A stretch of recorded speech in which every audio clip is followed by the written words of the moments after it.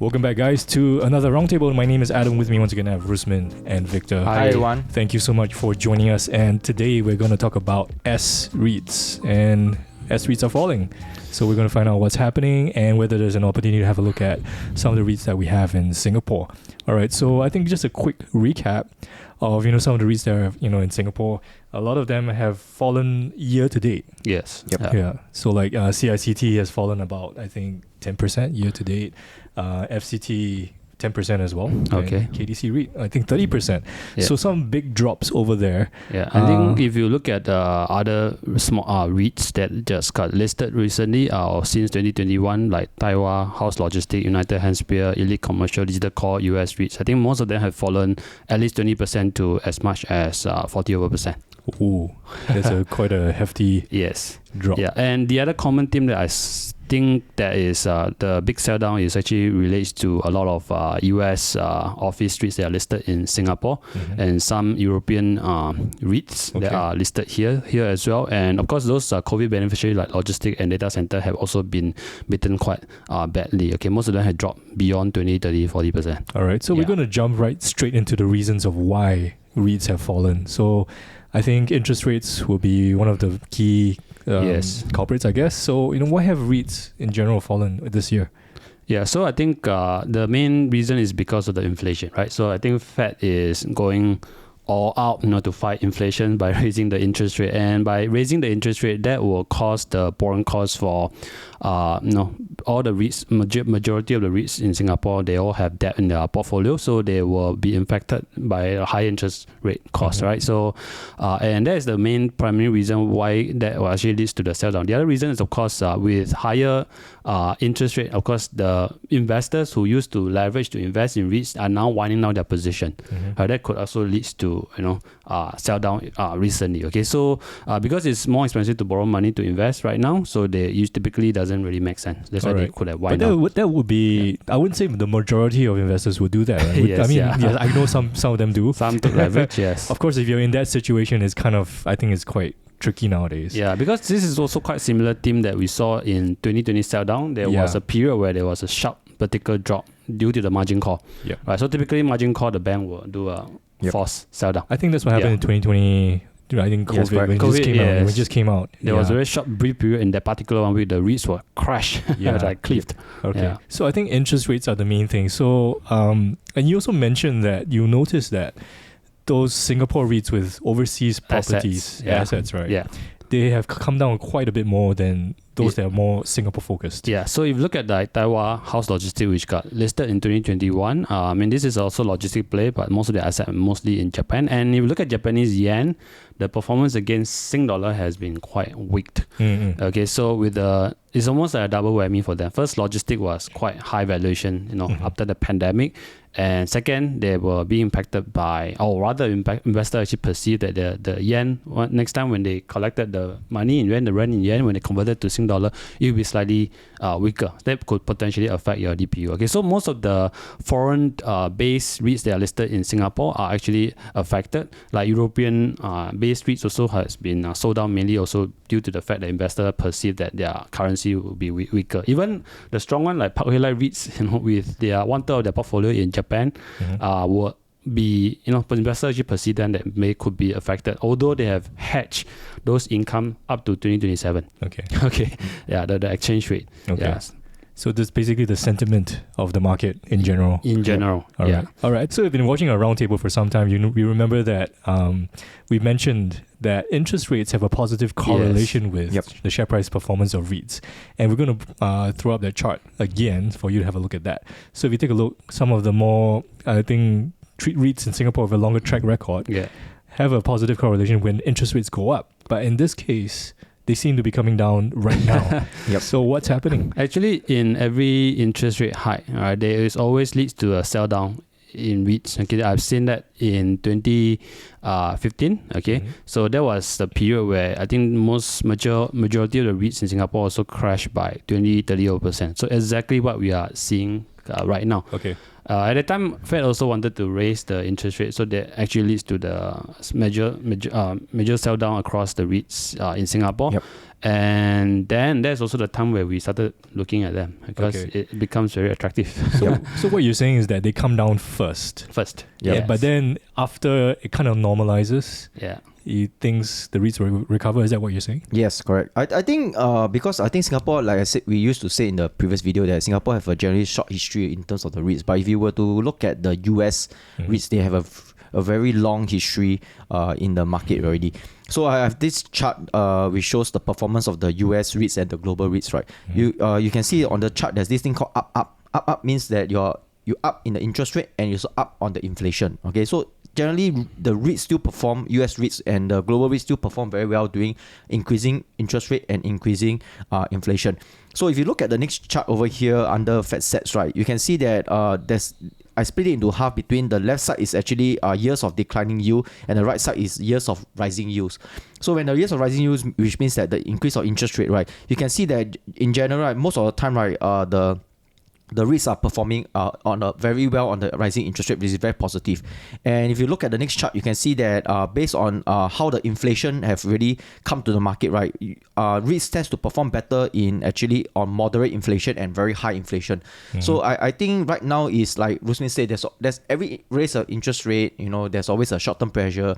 People are afraid, they don't know what to do, they don't know whether the REITs can handle or not. There's usually a quick sell down first before the recovery start. And usually I think we think that this is actually an opportunity to look at the REITs actually. Yeah. The difference between, of course, 2015 to 2009 when the interest rate were rising from 0% to as high as 2.5%, it took about, I think, 2 to 3 years for the interest rate to go up. But now we had a very steep hike because of the inflation, and within a short less than a year, the interest rate now today at about more than 3%, okay, and it's expected to hit 4%, okay, by the end of the year, or I don't know what Fed is going to raise, how much they're going to raise, but a lot of expectation, they're going to raise more than 4% by 2023, okay, so there is a bit of uncertainty there, so I think people are actually panicking, and they also may realize that some REITs may not be able to secure the funding, okay, especially those with the highly leveraged REITs, and of course, if you look at 2004, 2006, there were also a period where rising interest rate from 1% to as high as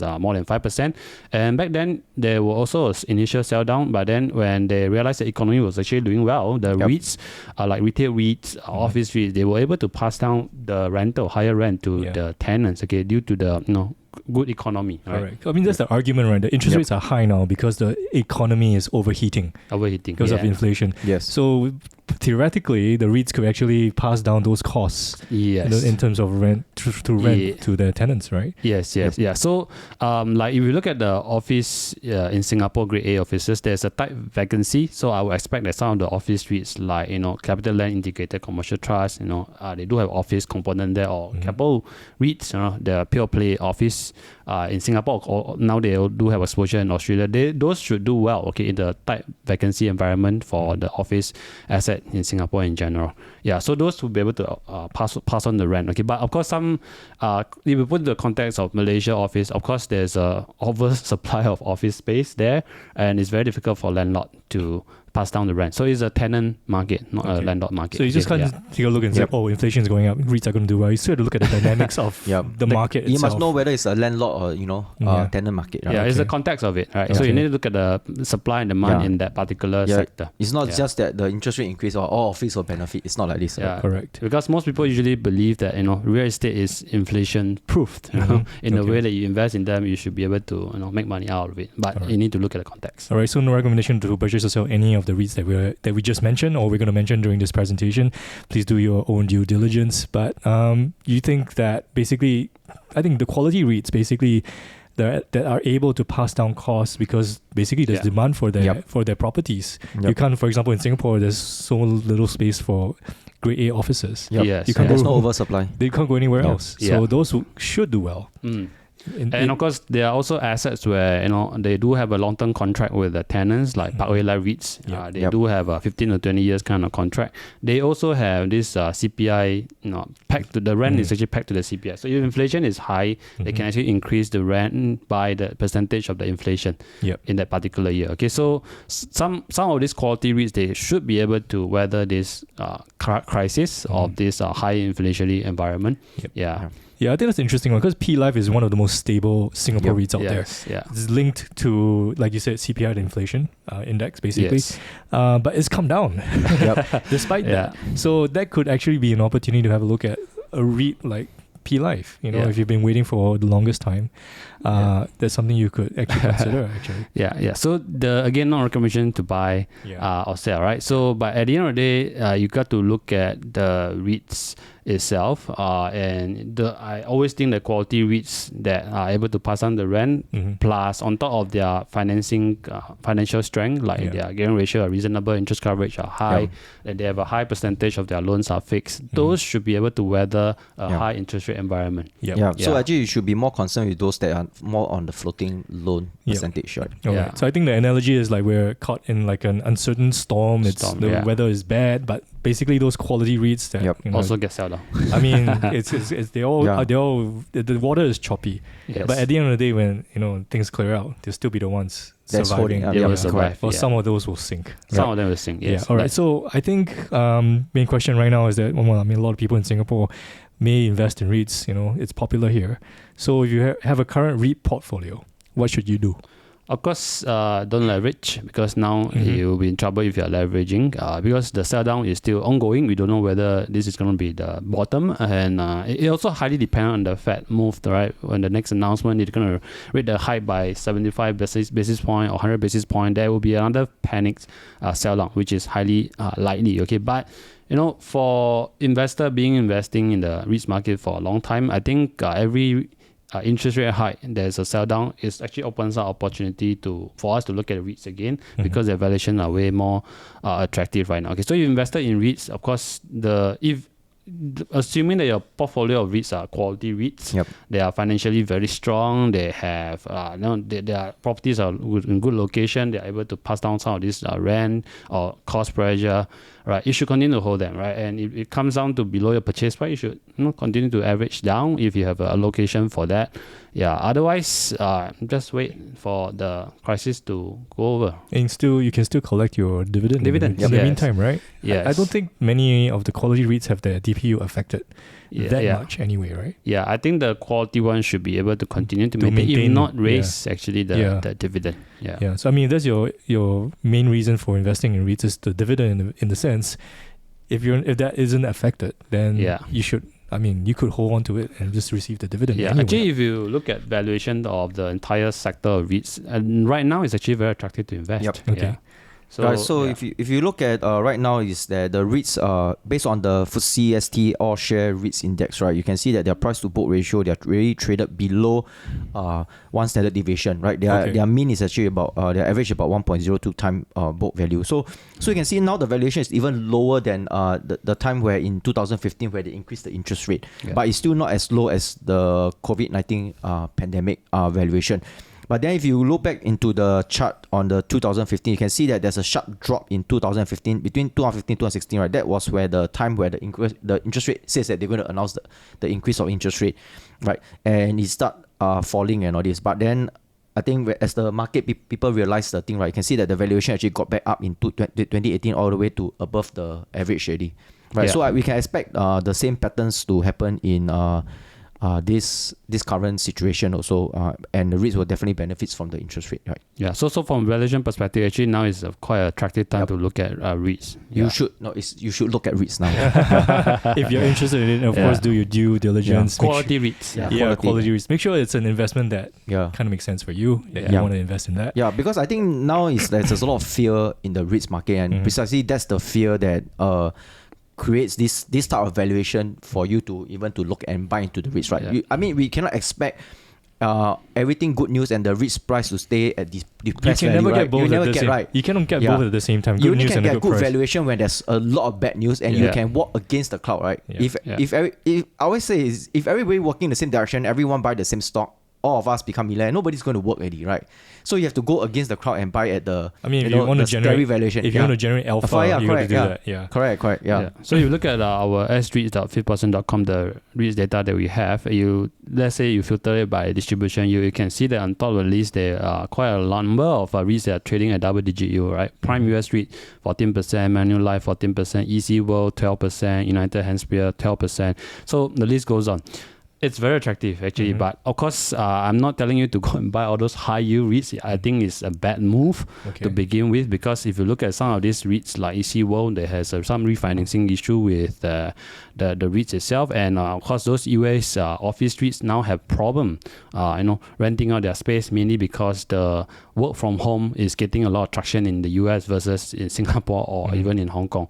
In the US, the Americans prefer to work from home. They even after the pandemic, things are the lockdown has been eased off, things are back to normal, people are still working from home, so that will lead to a lower demand.